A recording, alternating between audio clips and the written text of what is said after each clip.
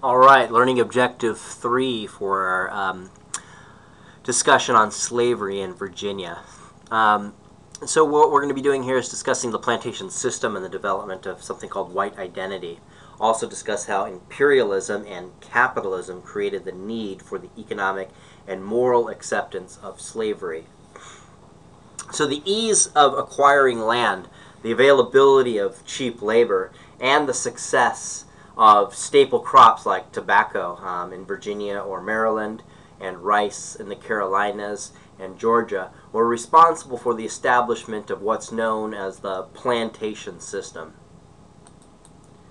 What is meant by the plantation system is a society with vast estates which by their very presence dominated the much more numerous small farms. The plantation planter lived like, well, a great lord, supported by the labor, at first, of indentured servants, and later, by 1660s, definitely by the 1670s, black slaves. They were essentially born to rule, reared to rule. The planters formed an aristocracy whose ranks were apparently nearly as difficult to enter as those of the English gentry. Again, you had to be born into it. So ruling over their own plantation was the first lesson of statesmanship. If the plantation was a little colony itself, which had to be governed with tact, authority, and prudence, the colony of Virginia was, in turn, ruled like a large plantation. The major decisions rested on those who held the largest stakes, the biggest, most successful plantations. Thus, the successful planter developed the habit of command, of leadership. He came to manage the affairs of the colony with the same self-assurance he showed in managing his private estate. The ranks of the plantation planter, or gentry as they became, were further consolidated by carefully planned intermarriages among great families. Since in good 18th century fashion, family plans always took precedent over the dictates of the heart. So there was no falling in love or any of that kind of romantic stuff. It was what was good for the family and good for the estate and good for basically the continuation of the plantation system is how families were constructed. Thus, privileged by law and carefully selected, one can almost say bred through intermarriage, private or English educated, and practically trained, these Virginians created a lifestyle called, and Southerners alike, called the plantation system that was based on their aristocratic order.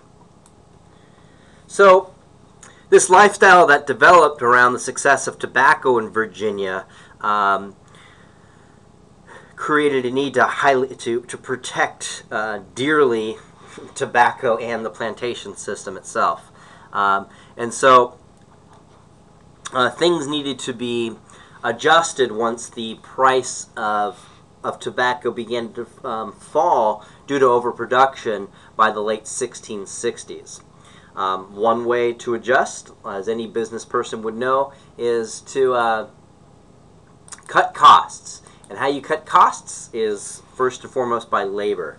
And so what we begin to see slowly happen in the beginning in the 1660s is the slow shift from indentured servitude, that is contracting poor English people and having them work for 7 years, and it was basically a slave, but then after they get a stipend, maybe some land and some tools. A slow shift from that labor system to the pre-existing African slave trade that the Dutch and the Portuguese and the Spanish were well immersed in. And the other factor that began to create the shift from indentured servitude to slavery, and this is a very interesting factor, is the numerous rebellions that were happening throughout the colonies, basically because of the tensions of class, economics. People feeling they're not getting their fair shake and going after rich people who seem to be the source of their misery. And this culminated in a real important event called Bacon's Rebellion in 1676. So basically, Bacon's Rebellion was led by this dapper-looking guy named Nathaniel Bacon, and he came to Virginia in 1676. He was a young man. He was like 26 years old. He joins the House of Burgesses. He's gentry. He's well bred, as they would say, or well stocked, and he's a very ambitious young man. He wants to make a name for himself, and he wants to lead Virginia. And how he sees it is he sees a chink in the armor within Virginia, and that chink in the armor of Virginia was based on the misery that those who were working the land were experiencing. And still at this time, even though there was a shift from indentured servitude to slavery, still by 1676 the vast majority of people working the land were English indentured servants. But there were also African indentured servants, and there were definitely an increase in African slaves. What was beginning to happen, and something Bacon noticed, was that indentured servants, former indentured servants, were unhappy with their situation. They got, once they were free, they got some of the worst land that was available. The land usually was isolated, meaning they didn't have access to a river, so they had to pay people to get their product to market. The land itself was usually very non-productive, things were basically very tough for these people. And so a lot of these folks moved west. They went out into Indian territory, mixing with basically encroaching on native land. And when they did this, they were trespassing, and in doing so, they would be retaliated against, and this would cause skirmishes, right? So you'd have warriors going after these former indentured servants, and then there would be vengeance killings against those warriors, and then those warriors would find vengeance for those killings, and pretty soon you would have these this all-out battle happening out on the frontier of Virginia. Now, that's bad for business. That's terrible for business. You can't have constant skirmishing happening on the border. And so, basically, former indentured servants were told by the House of Burgesses, you cannot go west. You must only stay in Virginia territory. No squatting in Indian land, basically. And so this, as you can imagine, is going to seem like an obstacle towards their potential success from the perspective of these indentured servants. So this is the problem that Nathaniel Bacon sees, and what he's going to do is he's going to exploit that. And basically he comes in and he tells Governor Berkeley that we need to make war upon the native population around Virginia. And Nathaniel Bacon Governor Berkeley sets Nathaniel Bacon aside and says, young man, you don't know where you are at. We are surrounded by these people. We have to play nice for now. Nathaniel Bacon would not hear of that, and so he organized this makeshift army. And what was interesting about this army is it was made up of both white and black soldiers. At first they made war on the local native populations, the indigenous populations, and then they went after the House of Burgesses members, including Governor Berkeley. In doing so, they created a tremendous instability in the colony, and essentially Nathaniel Bacon was successful in his rebellion, and who knows what would have happened if he had not contracted dysentery in the midst of his rampage. And so he dies of dysentery, and as a consequence, this rebellion dissolves. And by then, the British Royal Navy had arrived, and they rounded up the leadership underneath Bacon, and killed many of the members through execution. Well, what's significant about Bacon's rebellion is that this was a huge wake-up call to the gentry of Virginia. Basically, what they had created was a powder keg of not poor white people and poor black people, but a community of poor people who aligned themselves based on class. And so they had a common enemy, and they basically had a community. They didn't see each other as white and black, and you stay on your side of the tracks, I'll stay on my side of the tracks. This community of people who worked the land for these large plantation owners, they saw each other as basically poor and having the same enemy as the Virginia elite. And this couldn't stand. This kind of instability couldn't stand. There wouldn't be further investment. There wouldn't be the property itself. The property value itself would suffer, and so they had to figure something out. What began to happen after Bacon's rebellion was that pre-existing laws that differentiated race were going to be enforced, and new laws that would differentiate by race would be enforced. So you would have laws being introduced that would make it illegal for white and black people to get married. White and black families would be broken up. Laws that would be committed would be administered differently. So a white indentured servant who escaped would receive a lesser sentence than a black indentured servant who escaped, or a black slave who escaped. Again, at this time, there were some black indentured servants, but by this time, though, more and more black people that are in Virginia are slaves. We're beginning to see the introduction of servitude for life as well, and this is a real important point to keep in mind.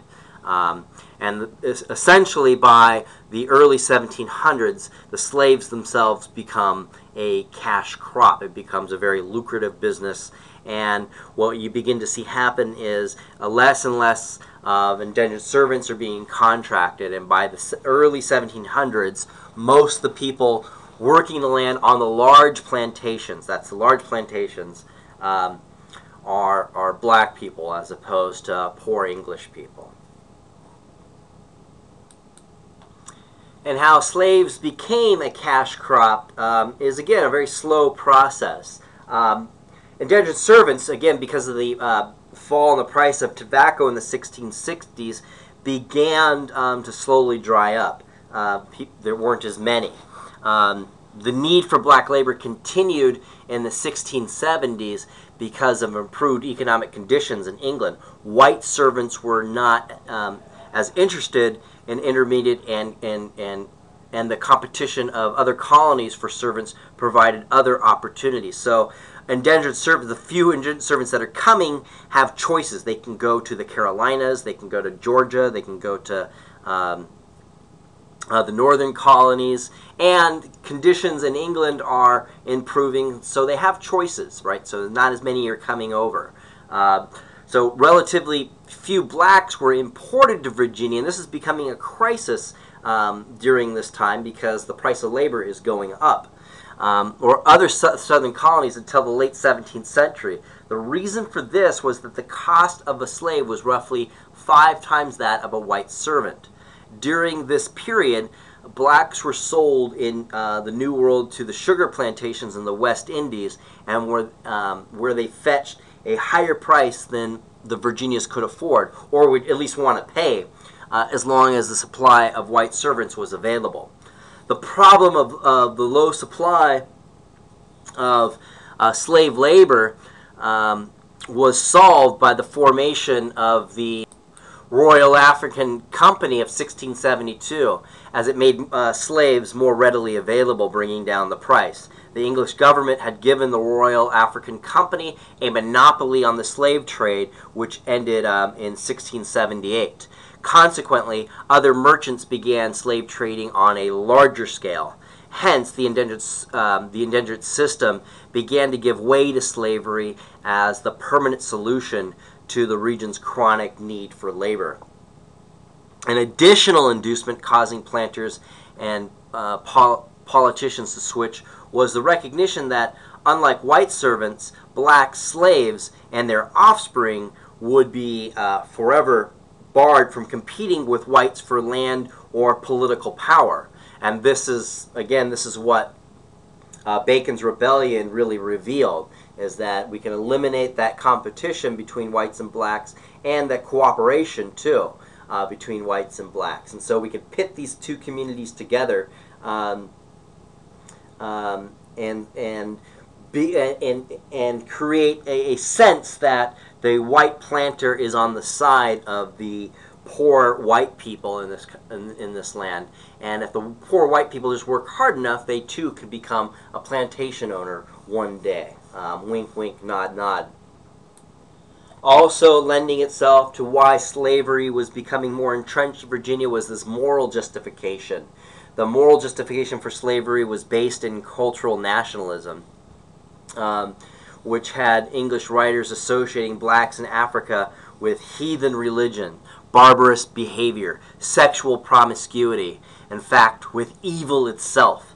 From such a ethnocentric perspective, the enslavement of African men and women seemed to be unobjectable. We're doing them a favor. We're introducing them to Christianity. We are bestowing them with the jewels of civilization. The planter maintained that if black slaves converted to Christianity and abandoned their supposedly savage ways, that they would actually benefit from their loss of freedom. And also because African culture was a non-Western culture and colonial society was based on Western culture, when the blacks' values and motivations did not match the cultural society, they viewed them as inferior as people and as a race. And so this is where you're beginning to see this formation of white identity. White folks, poor and rich, are basically seeing for a generation those doing the most drudgery of work are those with darker skin. And it's creating a sense that although you might not have everything going for you as a white person, you might only have an acre of land, you might not be economically successful, at least you have your white skin, and there's no chance of you or your children ever becoming slaves. Slaves, more and more, are those that are of an inferior perceived race, that is, those of African descent. And so as slavery increases in the late 1600s, early 1700s, the expanding black population apparently frightened white colonists. And this becomes a running theme throughout colonial history and throughout American history, and right into this very second, this sense of deep fear of black people from white people's perspective. As the number of Africans increased, Virginia lawmakers drew up more restrictive slave codes. It was during this period that racism was fully developed and revealed along all classes of white people. By 1700, slavery was unequivocally based on the color of a person's skin. Blacks fell into their status simply because they were black and non-Western in culture.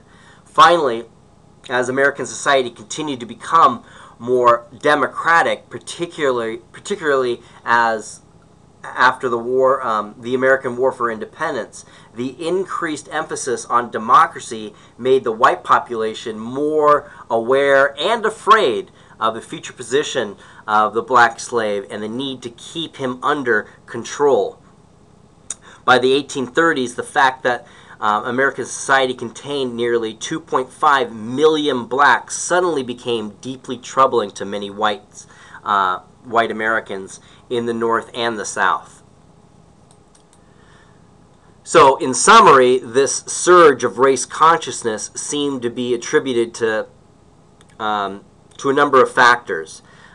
Economic necessity to support the plantation system, cultural nationalism, the increase of Africans, the development of democracy, as ironic as that sounds. Let me unpack that just a little bit. Democracy, as wonderful as democracy is, it's a luxury within any society. The first thing a society must provide for itself is security. And once security is maintained, then you can introduce things like, well, we should have the people who have to abide by the laws have some sort of say in the making of the laws, or at least in the voting for those that have laws. So this is a necessity. And it's slavery itself that provides for this luxury of democracy. Virginia, as well as the other southern colonies, and the northern colonies as well, become incredibly successful, wealthy places, mainly because of the institution of slavery. Slaves themselves are bringing in a huge profit. The products that they're producing bring in a huge profit for those that are benefiting from it. And they produce the institution of slavery brings about all sorts of offshoot industries, right? Insurance companies develop out of slavery. Lloyd's of London is one of the is an insurance company that exists today that has its roots in insuring slave cargo. So if you lost your slaves, either because you had to dump them over or they got some sort of disease, you would have insurance to cover your losses. The ships needed to build that were built because of the slave trade, chains, locks, all cages, all of these things produced a vibrant economy, and in doing so, it produced this idea that democracy should flourish within America. So the development of democracy itself is going, and those that have access to it is going to create this sense of white identity. And obviously those that shouldn't have access to it are the ones that are doing the lowly work. And the ones that are doing the lowly work are the ones that are obviously biologically inferior. Again, that would be a perception that would be developed out of their experience that they would have around these perceived different people. So there was this biological notion that anyone of African descent was inherently biologically inferior. It's garbage. It means nothing. But this was a cultural experience that was justified by kind of using biological notions of race, which would have all sorts of ramifications later on. Class conflict, of course, as we saw the explosion in Bacon's Rebellion. The abolitionist movement that would develop later on, much later on in the 1830s, but this would perpetuate the sense of white identity. Now, the abolitionist movement was led mainly by white leaders, but white people would who weren't part of the abolitionist movement, and that was the majority. Abolitionism was, if this word's new to you too, it means the elimination of slavery. They were seen as radical and in many senses crazy, right? Even people who had moral qualms about slavery saw abolitionism as being a little bit too extreme, and this caused a sense of white solidarity. People kind of bound together by pushing back against the abolitionists, saying that in order for white supremacy to even exist, you need slavery. And slavery's revolts themselves is going to be a problem. The fear of slavery revolts, and we'll talk more about this in later lectures, is going to really create the sense of white identity and to make sure that non-white people in colonial America and in America itself stay in their quote-unquote place. Anyway, that's where we'll leave it with our conversation on slavery, and be sure to watch the film that's associated with this lecture, and let me know if you have any questions or concerns. I'll talk with you later.